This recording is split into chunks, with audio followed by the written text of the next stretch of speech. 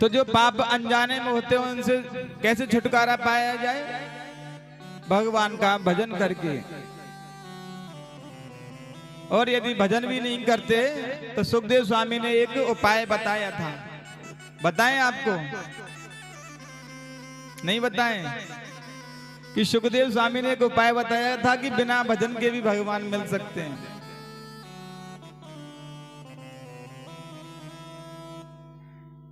एक अजामिल नाम के ब्राह्मण, बड़े ही सुशील मितव्य ज्ञानी ध्यानी, घर में पत्नी आनंद, प्रतिदिन काम था यजमानी संभालने के लिए जाया करते थे।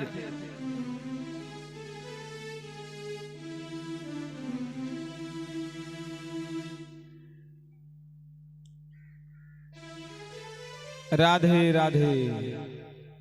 थोड़ी आपकी आवाज नहीं आती, अगर बोला करें तो जोर से बोला करो, हम भी तो सुन लिया करें। एक माइक दो इनको।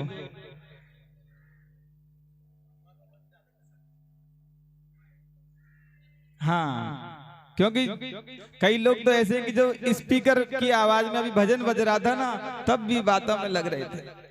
पता नहीं कैसे इतना जोर से बोल लेते हैं ये लोग, और बोलना तो दूर की बात, सुन भी कैसे लेते हैं। बोल तो दिया लेकिन समझ में कैसे आ गया कि क्या बोला है। हमारी समझ में तो बिना स्पीकर के भी नहीं आता।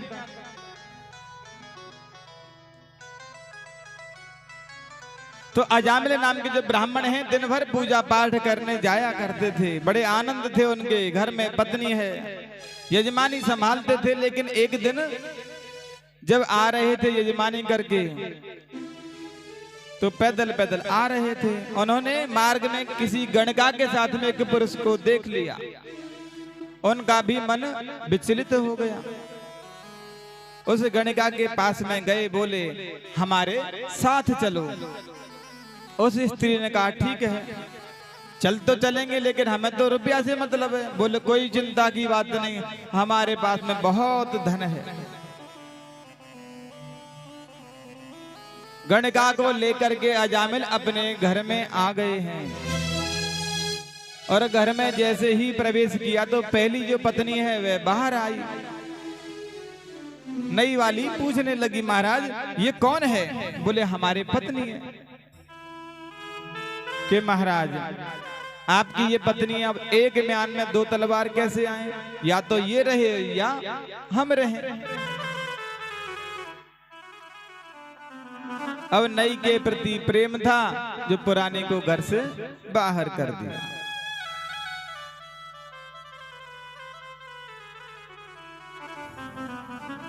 इसलिए शास्त्र कहते हैं कि जैसा आप संग करेंगे वैसा आपका मन बनेगा। संग भी हमको सोच समझ के करना चाहिए। अब गणका का संग मिला है। प्रातः काल हुआ, वही माला झोली ली, भगवान का पूजन अर्चन करने लगे। वह कहने लगी क्या करते हो? बोले भगवान का भजन। बोले भगवान का भजन? भजन करने से क्या होगा? जाओ पैसा कमा के लाओ। और ब्राह्मण देव ने अपनी माला झोली वहीं रखी और धन कमाने चल दिए। अब बुद्धि तो खराब होनी थी। धीरे धीरे बुद्धि बिगड़ती गई और इतनी बिगड़ गई पूजा पाठ भी करना छोड़ दिया, चोरी करने लगे। क्योंकि वहां तो पैसे की जरूरत ज्यादा थी ना। चोरी करते, डकैती डालते, और नाम भी पड़ गया उनका अजामिल डाकू। ब्राह्मण का नाम हट गया और डाकू का नाम पड़ गया। अब दिन भर घर रहते, रात्रि में जाते और चोरी डकैती करते, सुबह वापस अपने घर। मदिरा पान करते, मांस भक्षण करते।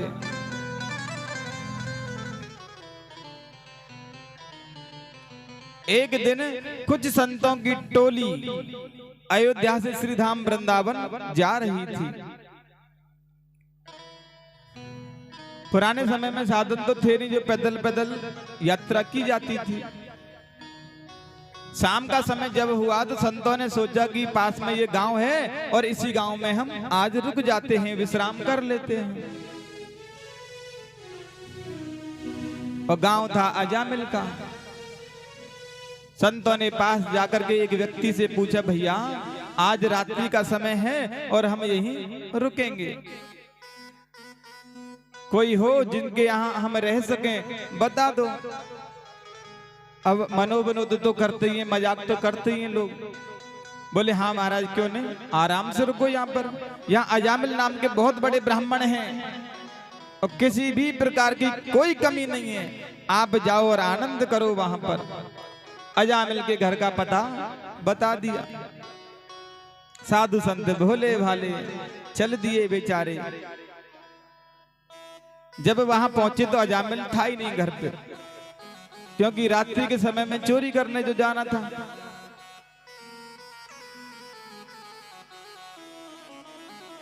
संतों ने दरवाजा खटखटाया तो वह पत्नी बाहर आई।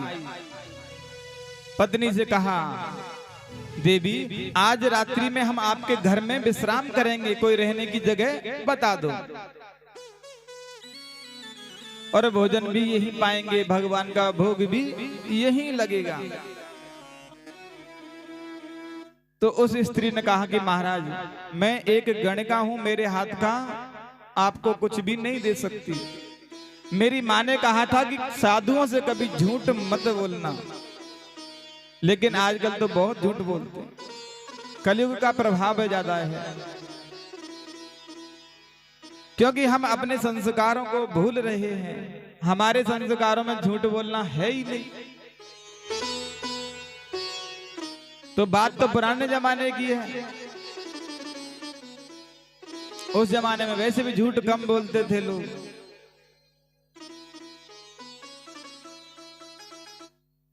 तो संत वहां से जाने लगे कि देवी हम कहीं और चले जाते हैं। तो उसने कहा कि एक बात बताएं महाराज, यदि मैं आपको भोजन ना बना करके सूखा भोजन आपको दे दूं, आप बनाओ और पाओ। बोले हाँ ठीक है देवी, ये बात तो उचित है। सूखा अन्न दाल आटा ले लिया और एक पेड़ के नीचे चबूतरे पर बैठ करके वहीं भोजन बनाया और भगवान का भोग लगाया। भजन करने बैठे हैं। अब उन संतों में एक महंत थे, वह विचार करने लगे कि इसे ऐसा क्या दें, अजामिल को ऐसा क्या बताएं कि इसकी बुद्धि ठीक हो जाए। एक ब्राह्मण होते हुए डाकू बन गया, क्या ऐसा उपाय करें। रात्रि भर सोचते रहे। जैसे ही प्रातःकाल 4 बजे हैं, अजामिल ने अपने घर में प्रवेश किया और साधुओं को बैठा हुआ देखा। साधुओं को देखते ही क्रोध से आग बबूला हो गया कि मेरे घर में आज बाबा जी कैसे आ गए। बाबा जी को धमकाने लगा, डराने लगा कि जाओ मेरे घर से भाग जाओ। इतने में पत्नी बाहर आ गई। पत्नी ने कहा कि मैंने ही बुलाया है, मैंने ही रुकने के लिए कहा है। अब पत्नी से डरता भी था। आजकल तो ज्यादा डरते हैं ना, आजकल तो पत्नी की बातों का विशेष ध्यान रखते हैं। जो कह दिया वो होना चाहिए, नहीं तो उसकी खैर नहीं।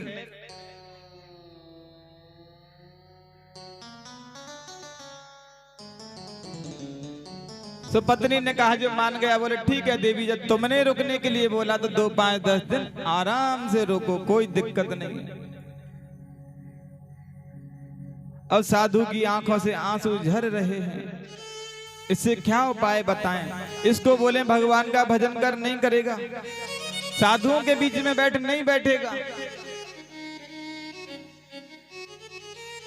जब जाने लगे हैं साधु वहां से, तो अजामिल को अपने पास में बुलाया। अजामिल पास में आया। बोले क्या बात है महाराज, कि अब हम जाना चाहते हैं। कि ठीक है महाराज जाओ। किसने रोका है आपको? तुम जानते नहीं हो अजामिल, साधु और ब्राह्मण यदि कहीं भोजन कर पाते हैं तो दक्षिणा भी लेते हैं। बिना दक्षिणा के तो भोजन अधूरा है, दक्षिणा तो देनी पड़ेगी। अब अजामिल चोर था, बोला भूतों से पूत मांग रहे हो आप? अरे शुक्र मनाओ मेरा कि पत्नी ने रुकने के लिए बोला है, नहीं तो जो लोटा कमंडल हाथ में ना, ये भी मैं खाली हाथ जाना पड़ता यहां से। तो महंत ने कहा जरूरी नहीं कि रुपया पैसा ही दान में दिया जाए, तुम्हारी पत्नी गर्भवती है, हम चाहते हैं कि इसका नाम नारायण रख लो। बोले ठीक है, नाम तो वैसे भी रखना ही था, तुमने बता दिया सो नारायण नाम रख लेंगे हम। वैसे तो नियम क्या है, बड़े पुत्र को पिता प्रेम करता है और छोटे को माता, लेकिन यहां थोड़ा उल्टा हो गया। अजामिल को छोटा जो पुत्र है, नारायण जो पुत्र हुआ, उससे बड़ा प्रेम है, बड़ा स्नेह है। अब तो कहीं भी बाहर जाता और बाहर से आता तो नारायण नारायण कह के घर में प्रवेश करता। सामान कुछ खाने का लेके आता तो छोटे पुत्र के लिए लेके आता, नारायण के लिए। जब भी घर में रहता अपनी आंखों के सामने उसे रखता, 10-20 बार तो भगवान का नाम ले ही लेता था उसके सहारे से। अब अंत समय तो सबका आता ही है, आया है सो जाएगा राजा रंग फकीर, कोई सिंहासन चढ़ चला और कोई बंधा जंजीर। कोई राजा बनेगा, कोई रंग बनेगा, ये तो नियम है। किसी को स्वर्ग मिले और किसी को मिलना, ये तो तय है, क्योंकि इसका नाम क्या है, मृत्यु लोक। इस पर जो भी आया है, जो भी वस्तु आपको दिख रही है, सब नष्ट होने वाली है।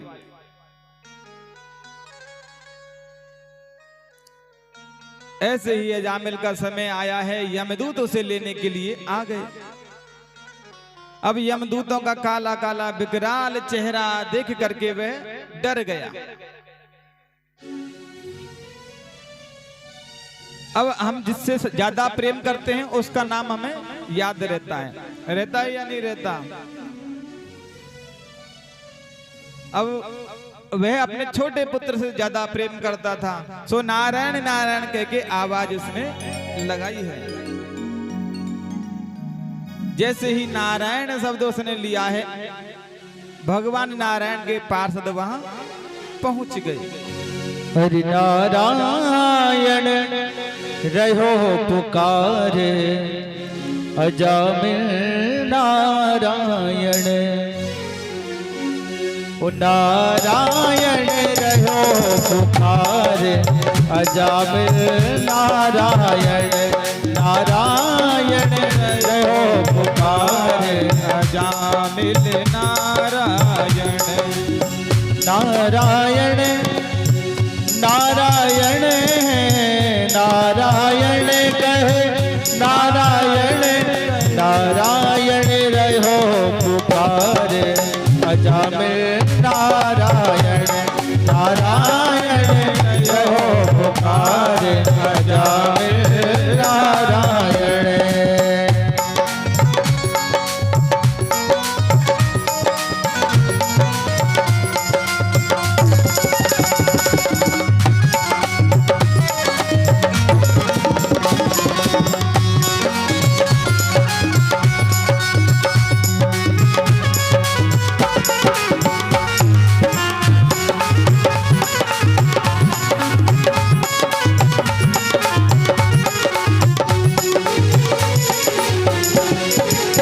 और बोले क्या, यम के दूत देख रहे मोको, यम के दूत देख रहे मोको, यम के दूत देख रहे मोको, यम के दूत देख रहे मोको। मैं नारायण बोलूं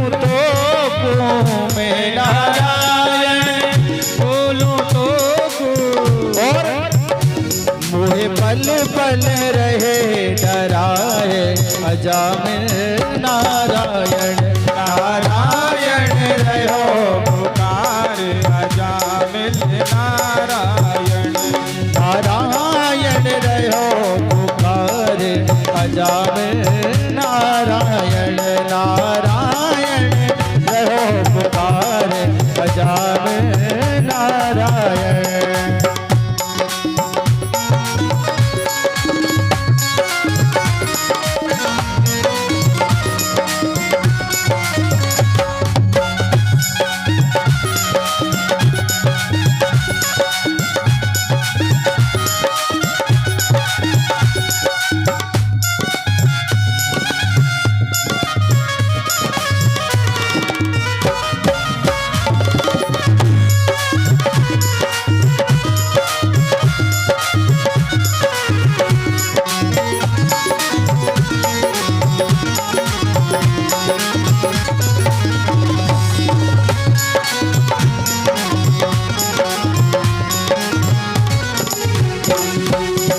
बोले कि हे नारायण बेटा नारायण मेरो घट गिर आयो नारायण मेरो कंठ घिर आयो नारायण मेरो घट गिर आयो नारायण मेरो कंठ घिर आयो नारायण मेरो घट गिर आयो बुरे कर्म को ये फल पायो बेटा बुरे कर्म को ये फल पायो और बुरे पल पल तुम पे पल पल रहो सहाय अजामिल नारायण नारायण रहो पुकार अजामिल नारायण।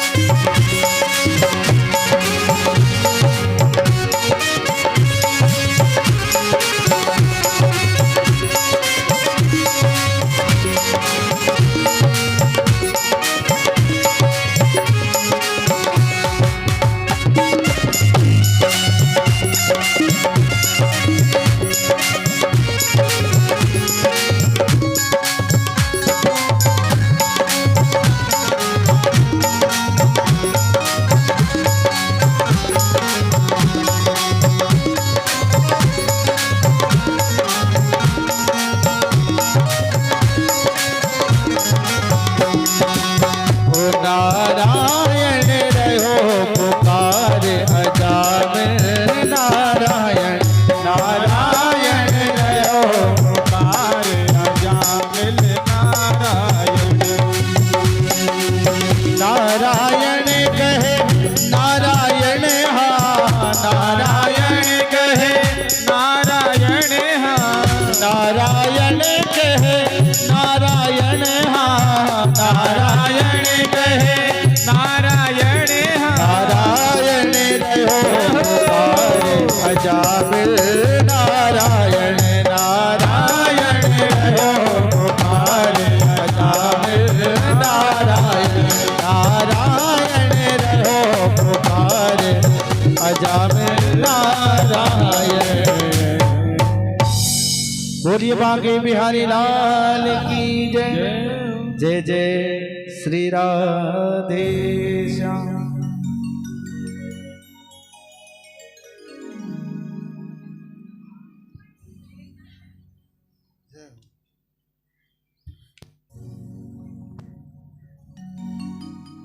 तो अजामिल ने भगवान को याद किया नहीं किया, अपने पुत्र को याद किया उसने, लेकिन नाम किसका है? भगवान का। भगवान का नाम है इसलिए भगवान के पार्षद वहां पहुंच गए।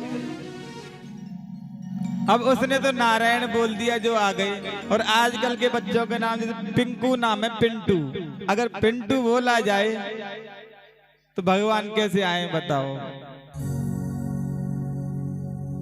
कल्लू बोला जाए कैसे आए भगवान? अब नाम भी तो ऐसे आजकल के।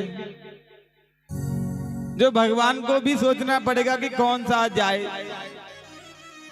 क्योंकि भगवान भी बहुत हैं हमारे। नाम हमारा भगवान से मिलता हुआ होना चाहिए, क्योंकि पुराने जमाने में सभी भगवान के नाम पर ही रखते थे। जैसे भगवान दास तो रखते ही थे ना,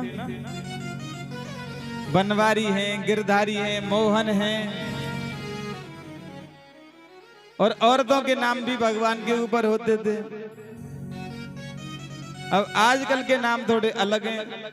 और यदि पंडित जी ने किसी का नाम निकाल दिया पुराने जमाने का विट्ठलनाथ, अब बताओ कोई बोलेगा अपने पुत्र को विट्ठल? नहीं बोलेगा, नाम तो भगवान का है, लेकिन कहेंगे पंडित जी क्या नाम निकाला है। आजकल कैसे नाम निकालो। और यदि पंडित जी से नाम मिले तो फिर गूगल को बोलना पड़ता है। अब मोबाइल फोन भी बहुत काम करता है, खाली बोल दो तुरंत हाजिर जवाबी। जैसे पुराने जमाने में जिन्न होता था ना, उसको याद करते थे और वह सारा काम करता था, वैसे आज के जमाने में गूगल। कई लोग तो गूगल को गूगल बाबा बोलते हैं। जब समझ में नहीं आए तो गूगल बाबा को बोल दो, तुरंत समाधान लो। चाहे लिखा मिल जाएगा, नहीं तो वीडियो मिल जाएगी। बस आपको बोलना कि समस्या क्या है, समाधान सारे हैं उसके पास में। लेकिन बच्चों के नाम भगवान के नाम ही रखने चाहिए। गोपाल नाम रखो, अब पिंटू रखने से क्या मिले, कल्लू रखने से क्या मिले, चिंटू रखने से क्या मिले। इन नामों को रखने से कोई ना तो भगवान का भजन हुआ। अब एक चीज बताओ, अगर हम अपने पुत्र का नाम बनवारी रख लिए, 10 बार भी बोलेंगे कम से कम तो भगवान का नाम तो ले आ जाएगा ना। और भगवान के नाम की महिमा तो बहुत बड़ी है। केवल राम नाम के आश्रय पर हनुमान जी लंका पहुंच गए। 100 योजन पार, 400 कोस, केवल राम नाम की महिमा।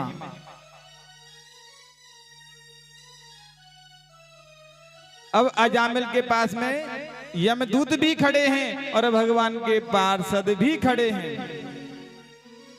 पार्षदों ने कहा आओ अजामिल हमारे साथ, यमदूतों ने कहा हमारे साथ आओ। अब दोनों लड़ाई करने लगे। यमदूत बोले हम लेके जाएंगे और पार्षद बोले हम लेके जाएंगे। और अंत में क्या निर्णय हुआ? यमदूतों को नहीं मिले, भगवान के पार्षद ले गए।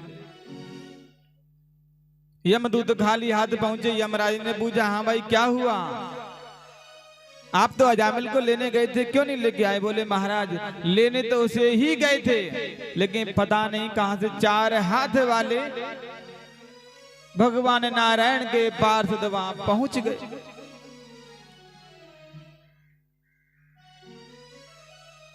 बोले महाराज वह अपने बेटे का नाम ले रहा था और भगवान के पार्षद वहां पहुंच गए। तो यमराज जी ने कहा इस नाम को नरक लोक में धीरे से बोलो, क्योंकि यदि कानों में भी पड़ गया तो कल्याण कर देगा, फिर नरक लोक तो खाली हो जाएगा ना। आज मैं आपको एक बात बताता हूं। आप लोग पूछते थे मुझसे कि आंख बंद करके भजन किसका करते हो? मैं नारायण भगवान का ही भजन करता हूं। ये हमारे भगवान हैं, हम 12 भागवत हैं जो भगवान नारायण के आश्रय से रहते हैं।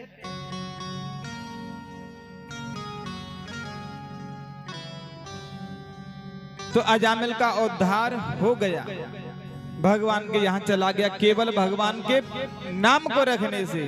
इसलिए अपने बच्चों के नाम भगवान के नाम से मिलते हुए रखा करो। या तो नहीं रखा ना किसी ने अपने बच्चों के नाम ऐसे, चिंटू मिंकू पिंकू नहीं रखे ना।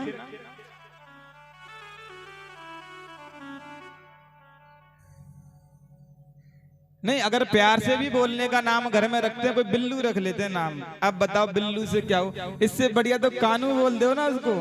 कानू बोलोगे तो कम से कम भगवान का नाम तो जाएगा, है कि नहीं? कानू बोल दो। पर नहीं, नाम ऐसे रखेंगे जो ना तो भगवान से मेल खाए, और बड़ा हो जाएगा ना तो बोलेगा मुझे बिल्लू बोलते थे, मुझे कल्लू बोलते थे। अब ऐसे नाम मत रखो जिससे बच्चे को चिढ़ हो। हमको आपको बोलने में अच्छा जरूर लगता है, लेकिन ये नाम नहीं है। नाम तो भगवान के रखा करो, भगवान के बहुत नाम हैं। और यदि नाम नहीं मिले तो गूगल पे बोल दो, गूगल बता देगा भगवान के नाम। क्योंकि भगवान गोविंद के भी 1100 नाम हैं कम से कम, राम जी के भी 1100 नाम है, शंकर भगवान के भी 1100 नाम है। बस आपको ढूंढना है अपने पुत्र का नाम क्या रखना है।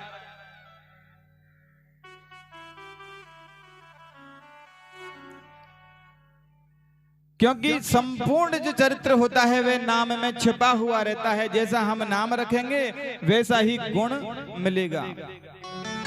नाम का प्रभाव पड़ता है। कानू जिसका नाम होगा बड़ा चंचल पुत्र होगा वह। अब कल्लू बिल्लू का तो मैं कुछ कह नहीं सकता, पर हाँ कानू का जरूर कहूंगा कि वो चंचल रहेगा, जल्दी पकड़ करेगा, समझने की शक्ति अधिक होगी, क्योंकि भगवान भी वैसे ही थे। अब कल्लू नाम शास्त्रों में तो आया नहीं, जो हम कहां से बताएं। कानू बोलो, कानूना बोल दो, कानूड़ा भी तो बोलते ना यहाँ, कानूड़ा।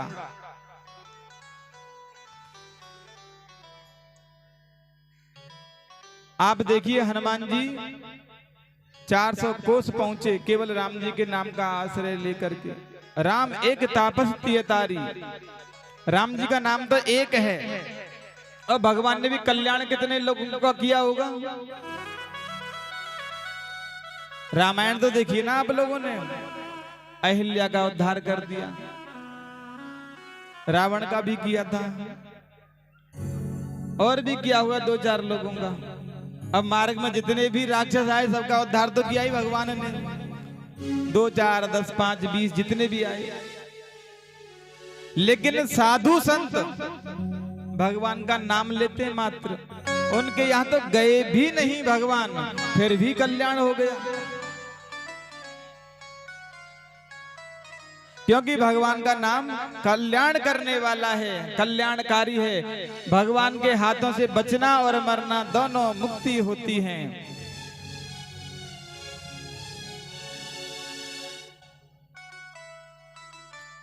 सुखदेव स्वामी कहने लगे, राजन एक वृत्रासुर नाम का राक्षस था, जो भगवान का भक्त था, फिर भी वह राक्षस बना। क्यों? क्योंकि वह चित्रकेतु नाम का जब राजा था, उस समय उसने शंकर भगवान और पार्वती को एक साथ कैलाश पर्वत पर देख लिया था। उसी समय पार्वती जी ने उसे श्राप दे दिया, और दधीची ऋषि की हड्डियों से बना हुआ जो वज्र था, उससे इंद्र ने वृत्रासुर का वध किया। तो भगवान के भक्त होने पर भी राक्षस बन सकते हैं। जब भगवान के द्वारपाल जय और विजय केवल सनत कुमारों को प्रवेश ना देने के कारण राक्षस बन गए हैं, तो हम और आप क्या हैं फिर? इसलिए हमें हर कार्य भगवान का करना चाहिए।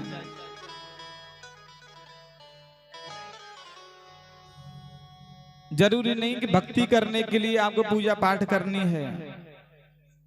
कभी भी भगवान का नाम लेते रहो, जपते रहो। भगवान का नाम जपोगे कल्याण ही करने वाला रहेगा। राजा परीक्षित पूछने लगे, महाराज एक बात बताएं, राक्षस भी भगवान के हैं और देवता भी भगवान के, फिर भगवान राक्षसों को तो मारने आ जाते हैं और देवताओं को बचाते हैं, ऐसा क्यों करते हैं भगवान? भगवान की दृष्टि तो समान होनी चाहिए ना। सुखदेव स्वामी ने कहा राजन ऐसी कोई बात नहीं, समय प्रिय सुरदन, भगवान की जो दृष्टि है वह समान ही है। भगवान कभी भी नहीं चाहते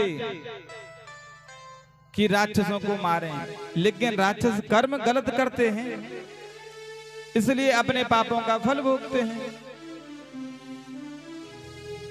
एक बार जब पांडवों ने यज्ञ किया था उस समय विचार चल रहा था कि किस देवता का पूजन करें। अब पांडवों ने तो कह दिया कि भगवान गोविंद का पूजन करेंगे, लेकिन उनके मध्य में था शिशुपाल। अब उसने भगवान को गालियां दी कि उसका पूजन क्यों करेंगे, जिसके माता का पता नहीं, पिता का पता नहीं, जाति बिरादरी कुछ भी तो नहीं पता, और अनपढ़ और है, पढ़ने तो गए नहीं ना भगवान। बस 10 12 15 16 दिन पढ़ने गए, 16 दिन में 16 विद्याएं पा ली थी भगवान। वो तो दिखावे के लिए गए थे भगवान। भगवान को कहां पढ़ने की आवश्यकता है, लेकिन इस धरती का जो नियम है वह भगवान पर भी लागू होता है। भगवान का भी नामकरण हुआ, जनेऊ संस्कार हुआ, पढ़ने भी जाना पड़ा, गुरु भी बनाना पड़ा, क्योंकि धरती के नियम है। अब विदेशों का तो पता नहीं, पर भारत देश के नियम तो हैं। अब जो हमारे यहाँ के नियम है वही भगवान को भी पालने।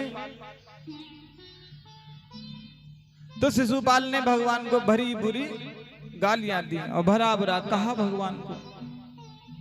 अब अर्जुन को क्रोध आ गया, वह उसे मारने के लिए खड़ा हुआ।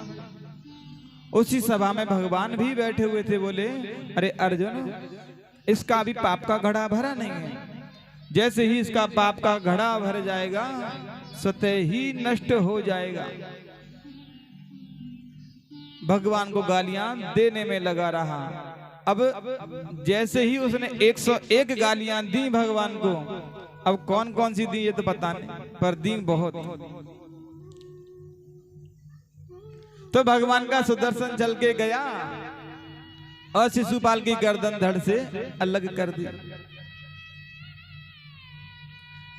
भगवान थोड़ी चाहते हैं उसको मारना, लेकिन वे कार्य ऐसा किया उसने, खुद ही नष्ट होना चाहता है।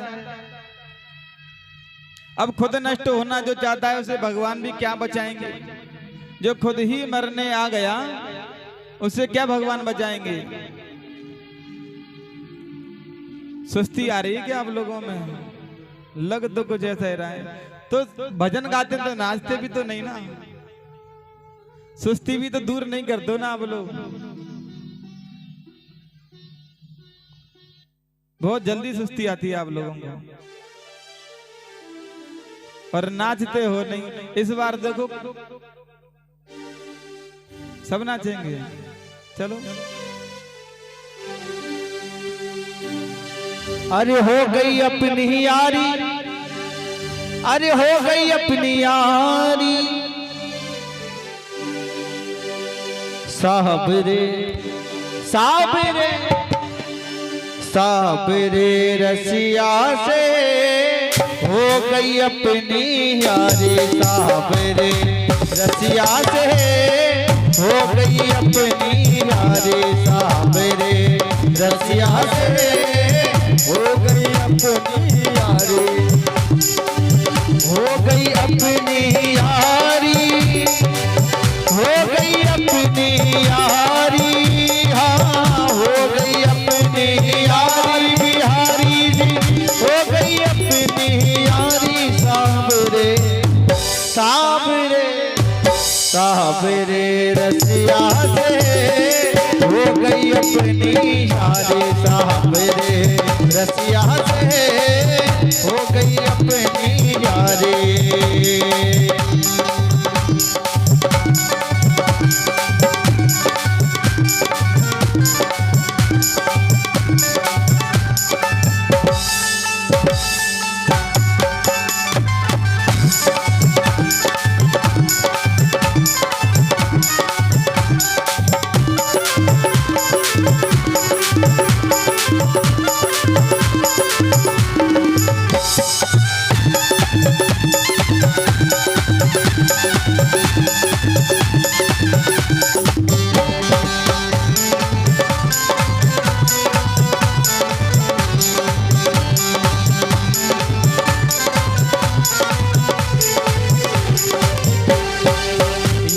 रसिया मोहे लागो प्यारो, ये रसिया बुरा लागो प्यारो। तीन लोक से है ये न्यारो, तीन लोक से है ये न्यारो। इनमें बसी है बाकी सूरत, इनमें बसी है बाकी सूरत। मैं जाऊं बलिहारी साबरे, साबरे जय हो साबरे रसिया से हो गई अपनी यारी, साबरे रसिया से हो गई अपनी यारी।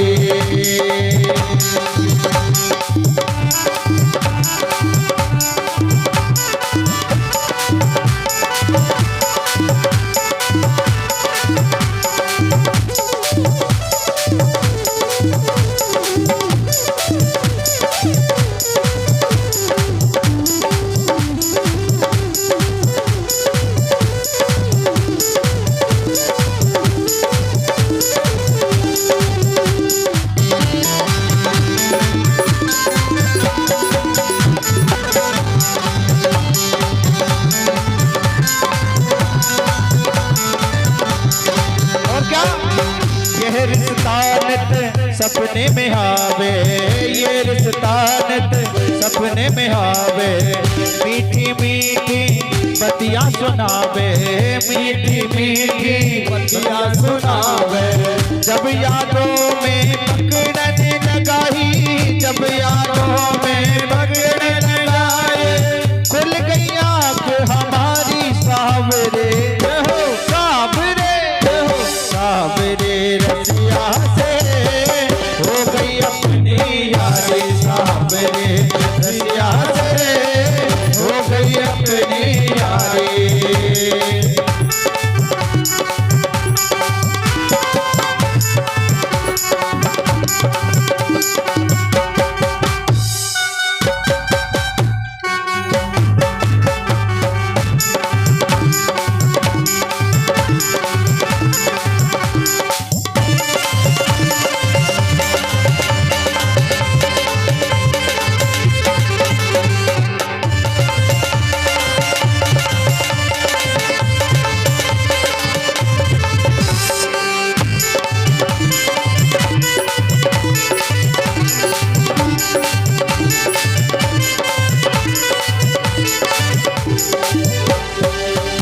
रसिया मेरो माखन चुरावे, ये रसिया मेरो माखन चुरावे, ये रसिया मेरो माखन चुरावे, ये रसिया मेरो माखन चुरावे।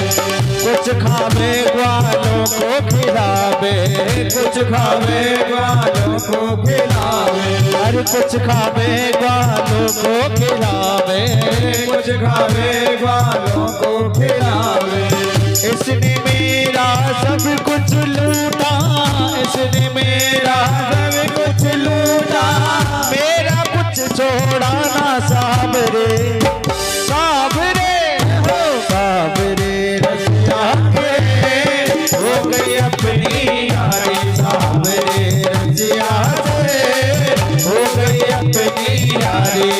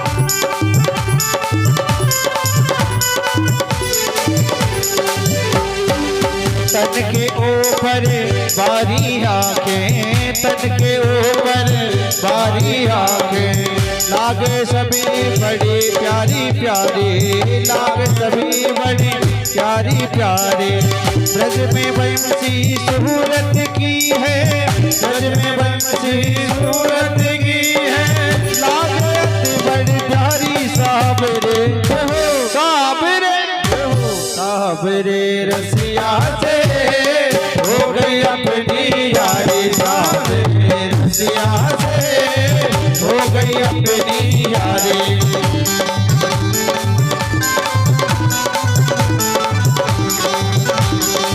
हो गई अपनी यारी बुरा भैया, हो गई अपनी यारी, हो गई अपनी यारी, हो गई अपनी यारी, साबरे रसिया से हो गई अपनी यारी, साबरे रसिया से हो गई अपनी यारी, साबरे रसिया से हो गई अपनी यारी, साबरे रसिया से हो गई अपनी यारी।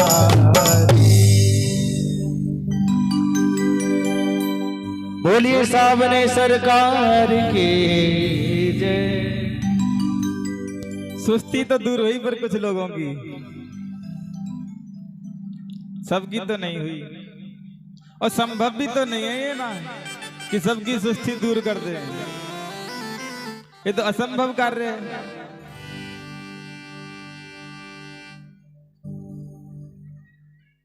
असंभव है ना, ये तो असंभव है कि सबकी दूर कर दे भगवान, सबका एक साथ कल्याण कैसे कर देगा।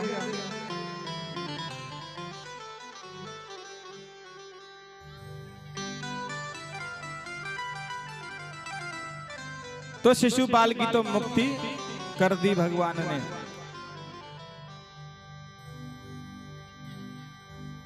भगवान का केवल भजन करना है आपको। अब भजन कैसे भी करो, चाहे तो भगवान को प्रेम से भजो, और चाहे भय से भजो, और चाहे क्रोध में भजो, भजन भगवान का करना है। स्नेहात भयात, स्नेह से करो, भय से करो, चाहे क्रोधात, चाहे क्रोध से करो, पर भजन भगवान का। अब शिशुपाल ने भगवान को क्रोध से, द्वेष से, चाहे ईर्ष्यावश ही भगवान को उसने गालियां दी, लेकिन भगवान ने फिर भी उसका कल्याण किया। उसका जो शरीर की ज्योति थी वह 7 बार आकाश में भ्रमण करके भगवान में लीन हुई। अर्जुन पूछने लगा, महाराज ऐसा क्यों हुआ? बोले इसने चाहे हमें प्रेम से गालियां दी, चाहे भय से दी, लेकिन याद तो हमें ही करता था। अब हम लोग तो भगवान को प्रेम से ही भज सकते। अब रावण जैसे या शिशुपाल जैसे बुद्धिमान है, बलशाली तो है नहीं जो क्रोध में भगवान को, ईर्ष्यावश भगवान को भजन करें। कर सकते हैं क्या? नहीं कर सकते। रावण ने भगवान से वैर किया और भजन में उसका कल्याण हो गया। यदि हमने भगवान से वैर कर लिया और शाम को अगर हमारे बच्चे के पेट में भी दर्द हो गया ना, सब भूल जाएंगे, बोलेंगे भगवान तुम तो बड़े प्यारे हो, मेरे बच्चे को ठीक करो।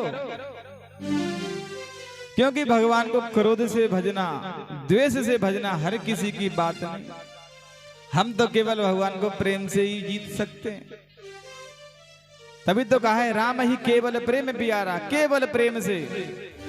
गोपियों ने भी भगवान को प्रेम से जीता, क्योंकि भगवान अगर बंधन में आ सकता तो केवल प्रेम के बसीभूत, अन्यथा हम और आप तो कर नहीं सकते। सुखदेव स्वामी कहने लगे, राजन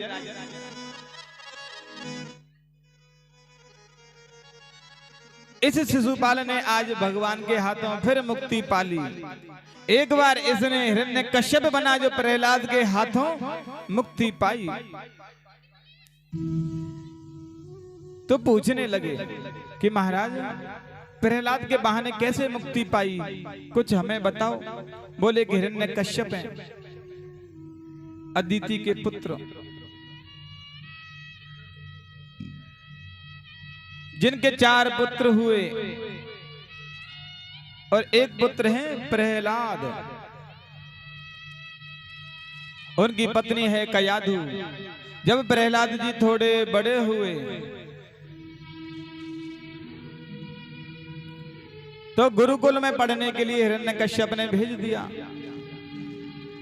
अब हिरण्यकश्यप उस समय में राजा था, जो विद्यालय भी उसी का था, हिरण्यकश्यप दानव महाविद्यालय, उसी में वे अपने पुत्र को पढ़ने के लिए भेज दिया।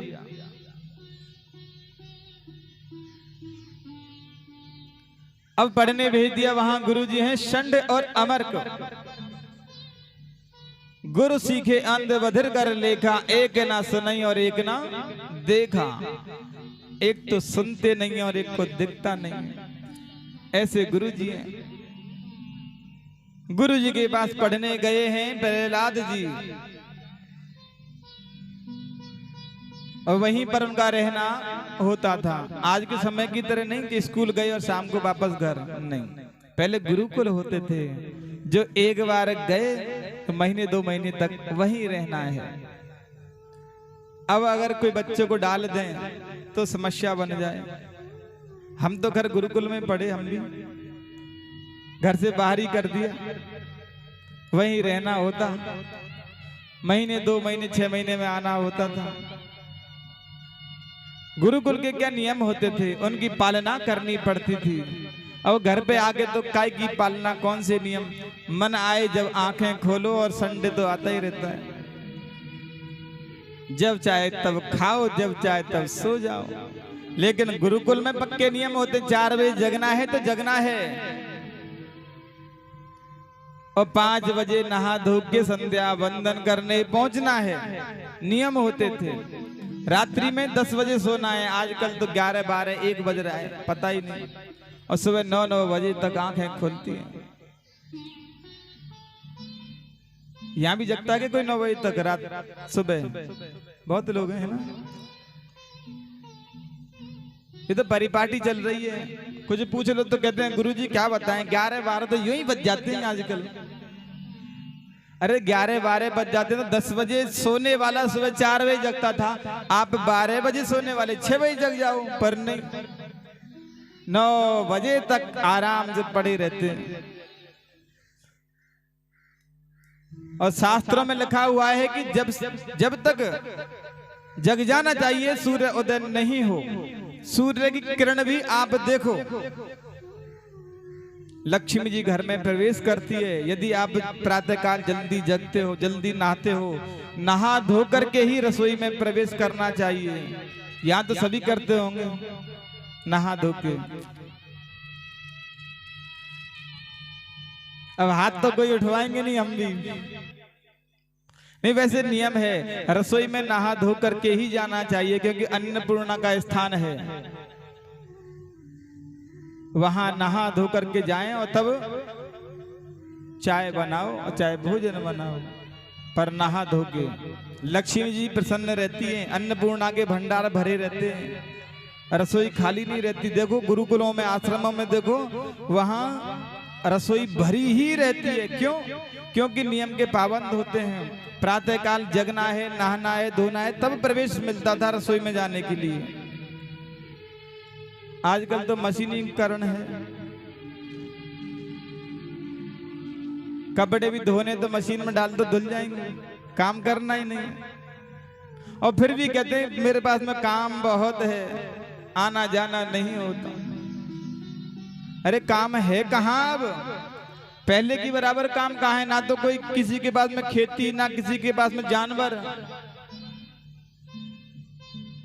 और पहले पूरा कुटुंब होता था, सबका ध्यान रखना पड़ता था। अगर भोजन बनाने शाम को 6 बजे बैठ जाए तो रात को 10 बजे फ्री होते थे। आजकल तो घुसे नहीं कि निकले नहीं, क्योंकि 4 ही फुलके तो बनाने।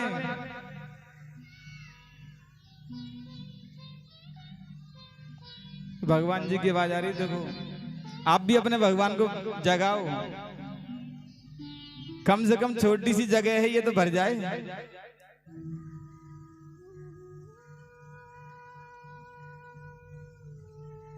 तो प्रसंग कहां चल रहा था हमारा?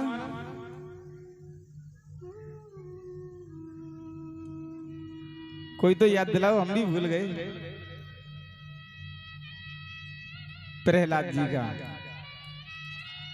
तो प्रहलाद जी पढ़ने गए हैं गुरुकुल में और वहां के जो नियम थे उनको वह फॉलो करते थे, आनंद पूर्वक रह रहे थे। महीने 2 महीने बाद जब लौटे हैं तो पिताजी ने उनको गोद में ले लिया। जब गोद में ले लिए हैं पूछने लगे, बेटा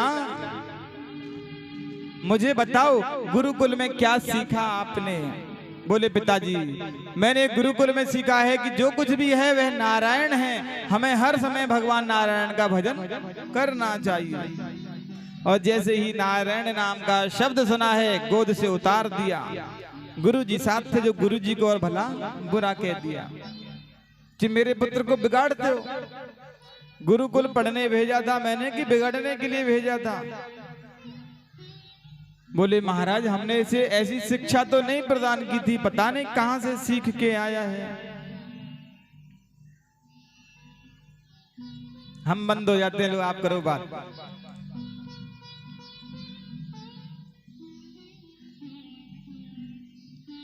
गुरुजी फिर ले गए पढ़ने के लिए। 2 महीने 3 महीने बाद जब वापस लौटा है फिर पूछा पिताजी ने कि बेटा क्या पढ़ा बताओ? बोले, पिताजी हमें हर समय भगवान नारायण की भक्ति करनी चाहिए। भक्ति भी 9 प्रकार की है। श्रवणम कीर्तनम विष्णु स्मरणम पाद सेवनम अर्चनम वंदनम दास्य सख्य मात्म निवेदनम।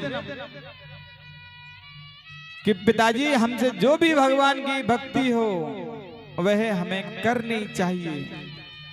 माला जपने के लिए जरूरी नहीं है, सुनना भी भक्ति है। कीर्तन में ताली बजाना भी और नाचना भी भक्ति है।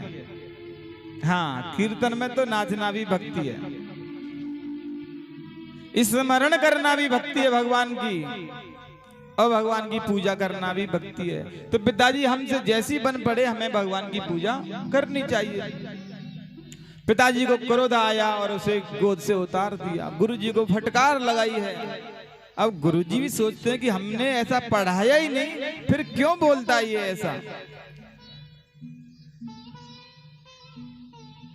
गुरुजी ले गए और गुरुजी ले जा करके फिर पढ़ाया। 2 महीने 3 महीने बाद फिर लौटा है। फिर गुरुजी से फिर पिताजी ने पूछा है, क्या पढ़ के आए पुत्र? बोले, पिताजी कितनी बार बताऊं आपको, हमें भगवान की भक्ति करनी चाहिए। पिताजी को क्रोध आया, जो पहाड़ से फेंकवा दिया, मर जाए ये तो, पर नहीं मरा। उनकी बहन है होलिका, अग्नि में डाल दिया लेकिन वहां भी नहीं जला प्रहलाद, वहां भी बच गया। और होलिका, होली मनाते हैं ना हम लोग, होली तो सब मनाते हैं, हिंदू त्योहार है हिंदुओं का। होली, दीपावली, रक्षाबंधन, ये तो 3 मुख्य त्योहार हैं। ये तो बनाने ही चाहिए ना। तो होली का त्योहार उसी समय से शुरू हुआ है। हाथी के पांव के नीचे भी कुचलवा दिया लेकिन वहां भी नहीं मरा है।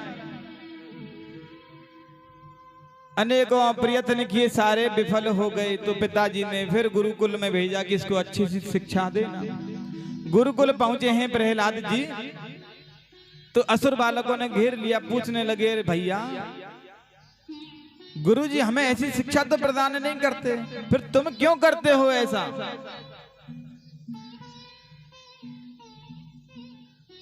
तो प्रहलाद ने कहा, भैया तुम्हारे गुरुजी जरूर यही हैं संड और अमर्क, लेकिन मेरे गुरुजी तो नारद जी हैं। बोले, भैया कैसे? पढ़ने तो आप हमारे साथ में आए हो, फिर संड और अमर्क गुरुजी नहीं नारद जी कैसे बन गए? बोले, एक बार क्या हुआ कि जब मैं गर्भ में था और मेरे पिताजी चले गए तपस्या करने के लिए, तो मेरी माताजी घर में अकेली थी।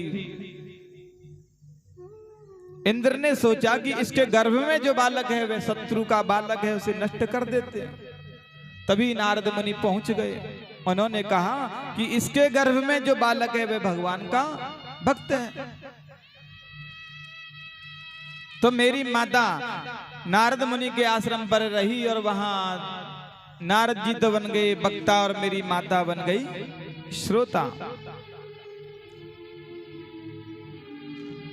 प्रतिदिन यही काम रहता था। जब पिताजी आए थे तब मैं संसार में बाहर आया, लेकिन मुझे पूरा ज्ञान हो चुका था। तो मित्र कहने लगे भैया एक काम करते हैं, बहुत देर हो गई हमको खेलते खेलते बातें करते करते, कुछ खेलना चाहिए अब। बोले ठीक है खेलेंगे तो सही, लेकिन हमारे मन में आएगा सो खेलेंगे। बोले ठीक है भैया, खेल ही तो खेलना चाहिए जो हो। तो प्रहलाद ने किसी के हाथ में करताल, किसी को मृदंग, किसी को वीणा, चलो खेलते हैं। सभी ने मिलकर के भगवान का बड़ा ही सुंदर कीर्तन गाया है। सभी साथ में गुनगुनाएंगे आप बिना ढोलक के। श्रीमन नारायण नारायण नारायण,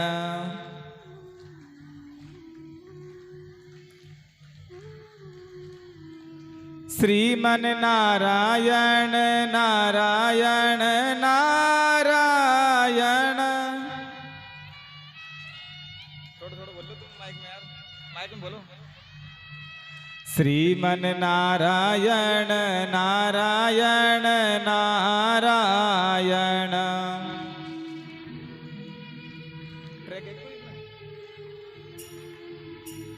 श्रीमन नारायण नारायण नारायण।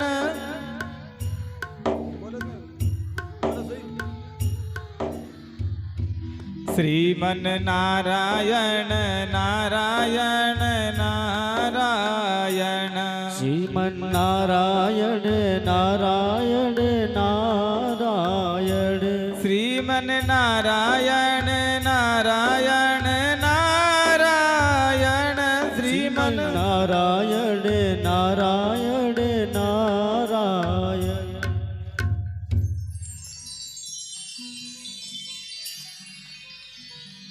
चलो बहुत बढ़िया रहा, इस बहाने कम से कम भगवान का भजन तो हुआ। हाँ कई बार आपको भी वक्ता बनना ही पड़ता है, चाहे घर गृहस्थी की बातें करो, वक्ता तो बोलता है। तो ऐसे ही वह भजन कीर्तन करने लगे, नाचने कूदने लगे हैं। गुरुजी पहुंचे हैं, गुरुजी ने देखा, गुरुजी भी नाचने लग गए। हिरण्यकश्यप पहुंचे और वहां जाकर के उन्होंने मुष्टिक प्रहार किया, सबका नाचना बंद हो गया और अपने पुत्र को धमका, हे दुर्विनीत मंदात्मन कुल भेद करा धम। पकड़ के ले गए हैं अपने साथ में। कहने लगे बता, तू कहता है ना कि मेरा नारायण सर्वत्र है, सभी जगह है कहां? क्या इस खंबे में है? बोले हाँ पिताजी, भगवान नारायण ऐसी कोई जगह नहीं जहां नहीं हो। सूर्य अनेक फिरे कण मांगतो, पे पद सूर्य सुस्वाद कहां। नरसिंह बसे प्रति खम्मन में, पर काढ़न को प्रहलाद कहां। भगवान तो हैं पर प्रहलाद चाहिए, भक्त चाहिए निकालने के लिए। जैसे खम्मे की बोली तो खम्मे में प्रहार किया है और उसमें से नरसिंह भगवान प्रकट हो गए। बोलिए नरसिंह भगवान की जय की। तो आवाज जोर से आई बच्चों की, दो थोड़े से बच्चे हैं आपके मुकाबले, पर आवाज बच्चों की ज्यादा आई है। बोलो नरसिंह भगवान की।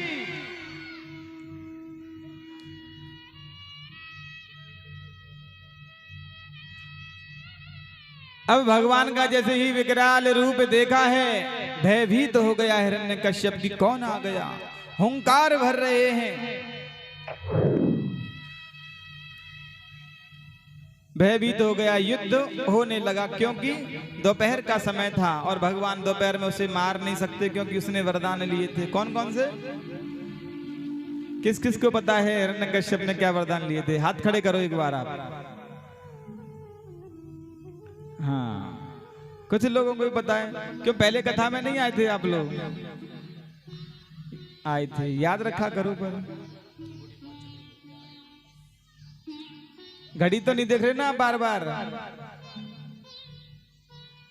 ना दिन में मरूं ना रात में मरूं, ये तो सुना ही होगा आपने।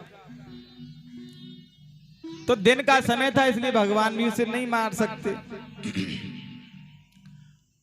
तो शाम तक युद्ध करते रहे जब तक गोधूली की बेला नहीं आ गई। ना तो दिन रहा और ना रात रही, और बीच चौखट पे लेके आ गए, ना अंदर ना बाहर।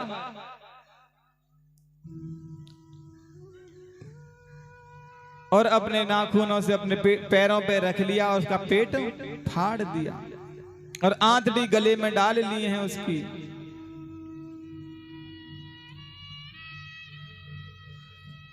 कुछ नहीं हो रहा अभी, तो सीधे बैठो आप। वो तो ऐसे कर गए। हाँ, वो तो डिस्टर्ब करना था आपको कि देखते हैं आप कुछ बातें बनाते हो या नहीं बनाते हो, कि क्या होने वाला है। अभी कुछ नहीं होने वाला, होने वाला तो कल होगा।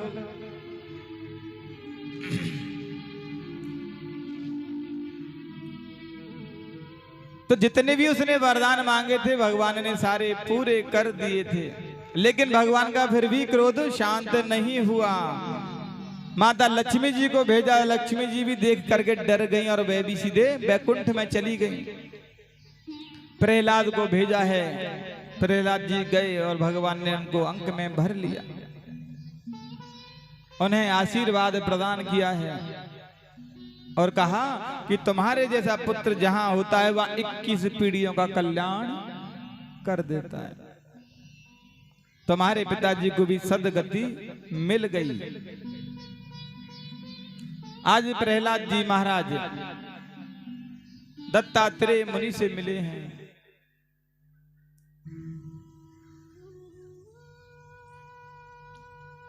आपकी सबकी नजरें उधर क्यों है ये बताओ मुझे।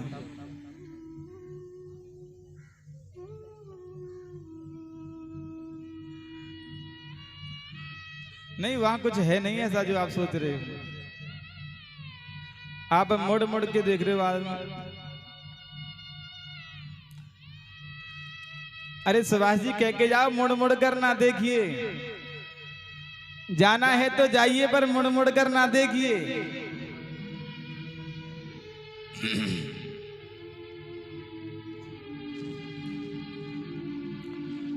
तो भगवान नारायण ने प्रहलाद जी को अनंत आशीर्वाद दिया और वहां से सीधे अपने बैकुंठ धाम में चले गए हैं, माता लक्ष्मी जी के पास में।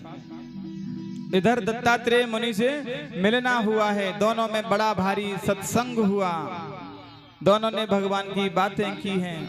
दत्तात्रेय मुनि जिन्होंने 24 अपने गुरु बनाए। दत्तात्रेय मुनि ने बताया कि जो सन्यासी को 8 घंटे बैठ करके भजन करने में जो पुण्य मिलता है, वह एक गृहस्थ जीव को झाड़ू लगाते समय ही मिल जाता है। उसको प्रयास करने की आवश्यकता नहीं है। क्यों? क्योंकि गृहस्थी जीव तो फंसा हुआ है, रिश्तों में, गृहस्थ में फंसा हुआ है। कमाना भी है और खिलाना भी है, जानवरों का भी ध्यान रखना है। अब संत के पास में काम क्या है? भगवान का भजन ही तो करना है ना उसे, और कोई काम तो है नहीं उसके पास में। एक बार क्या हुआ, नारद मुनि भगवान विष्णु के धाम में गए और वहां जाकर के क्या देखते हैं कि गृहस्थ जीवों का जल्दी कल्याण होता है। तो भगवान से कहने लगे, प्रभु मैं दिन भर आपका नाम लेता रहता हूँ, दिन भर नारायण नारायण जपता हूँ, लेकिन मेरा तो कल्याण करते नहीं आप। और सांसारिक जो जीव हैं इनका बड़ी जल्दी कल्याण करते हो, क्या कारण है? बोले कोई बात नहीं नारद मुनि। एक कटोरी में तेल भर के दे दिया और कहा कि तुम मृत्यु लोक पर जाओ और ध्यान रखना कि एक बूंद भी इसमें से फैलनी नहीं चाहिए। बोले ठीक है महाराज, ये कौन सी बड़ी बात है। पृथ्वी लोक पर आए हैं नारद मुनि और सुबह से शाम तक घूमते रहे, लेकिन ध्यान कहाँ था? कटोरी पर। एक बूंद भी नहीं फैलनी चाहिए। शाम जैसे हुई भगवान के पास में पहुंचे, बोले प्रभु मैं तो आ गया, लीजिए आपका तेल, एक बूंद भी नहीं फैला है, देख लो। बोले बात तो ठीक है नारद, काम तो बहुत अच्छा किया, लेकिन एक बात बताओ, आज नारायण शब्द कितनी बार लिया? बोले महाराज अगर नारायण बोलता तो तेल फैल जाता, ध्यान तो मेरा यहाँ था। बोले यही बात कहना चाहता हूँ, सांसारिक जीव इतना काम होते हुए भी याद करता है, और तुमको एक कटोरी तेल दे दिया, आप भूल गए। एक कटोरी तेल में ही मुझे भूल गए तुम तो। अब खाली पीली रहोगे तो दिन भर नारायण तो करोगे ही करोगे, ये नहीं करोगे तो और करोगे भी क्या? तो दत्तात्रेय मुनि ने बताया है कि एक सन्यासी को जो आसन पर बैठ के पुण्य मिलता है भजन करने का, वह गृहस्थ जीव को ऐसे ही मिलता है। और आप लोगों को भी करना चाहिए। झाड़ू लगाओ तब इधर उधर की बातें नहीं, भगवान का भजन करो। भोजन बनाते समय भी भगवान का भजन करो। नाम ही तो लेना है, नाम ही तो लेना, भगवान का करना क्या है।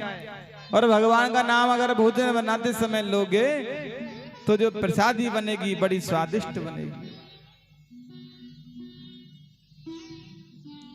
इसलिए हमें भी भगवान को याद करते ही रहना चाहिए। चाहे जो भी कार्य करो, उठते बैठते जगते सोते खेलते कुछ भी करते रहो, पर भगवान को याद जरूर करो। भगवान को याद करोगे क्योंकि वह परमात्मा है और आत्मा को सब कुछ देना चाहता है, और आत्मा हमारे शरीर में है। भगवान का जो प्रकाश पुंज है वह हमारे शरीर में है, और वह सब जानता है आपको क्या देना है। आपको जो भी देना है भगवान सब जानते हैं। इसलिए हमें भगवान का भजन करना है, याद करना है। भगवान को याद करना ही भजन है। याद करते रहिए, भजन हो जाएगा अपने आप। कोई माला लेने की जरूरत नहीं है।